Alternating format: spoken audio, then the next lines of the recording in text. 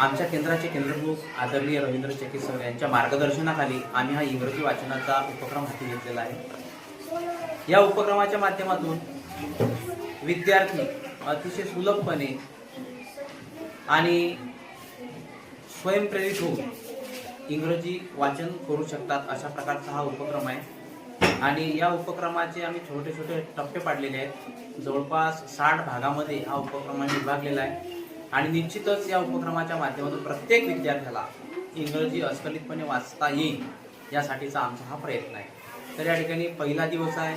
पहिल्या दिवसामध्ये सर्वांचे या ठिकाणी स्वागत करतो आणि उपक्रमाला सुरुवात करतो। या ठिकाणी सुरुवातीला आपल्याला 6 अक्षर घ्यायचे आहेत।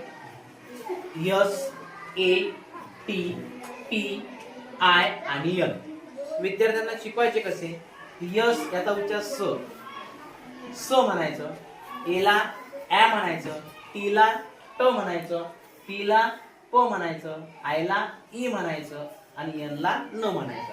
आता विद्यार्थी सुद्धा या ठिकाणी माझ्या मागे मागे म्हणतील, हा म्हणा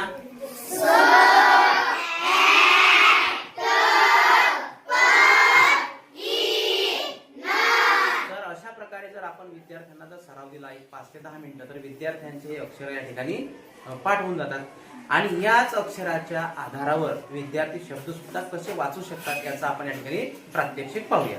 या ठिकाणी बघा यस घेतलेला आहे, ए घेतलेला आहे आणि टी घेतला आहे। बाळांनो याचा उच्चार काय ते स, ए च ऍ आणि टी चा आणि एस ए टी काय झालं ए च टी च मग काय झालं यस च आय च त्याला ई लिहिला म्हणजे आणि टी चा काय झालं चला आय च टी चा काय झालं ई चला आय चा ई टी चा यस चा काय झालं ई टी चा आयचा आयचा आयचा आणि टीचा काय झालं पीठ चला पीचा प एचा टीचा काय झालं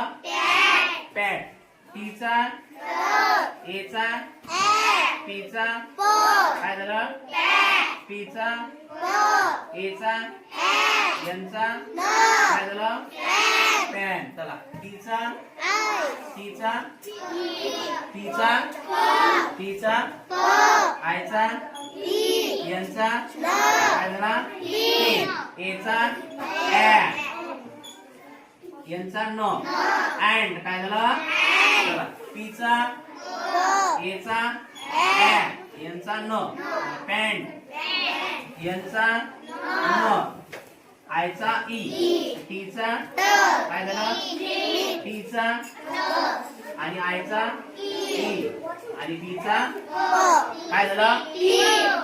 तर अशा प्रकारे आपण फक्त या 6 अक्षरांचा समावेश असलेले जर आपण अक्षर घेतले तर विद्यार्थी अतिशय अस्खलितपणे या ठिकाणी वाचन करू शकतात।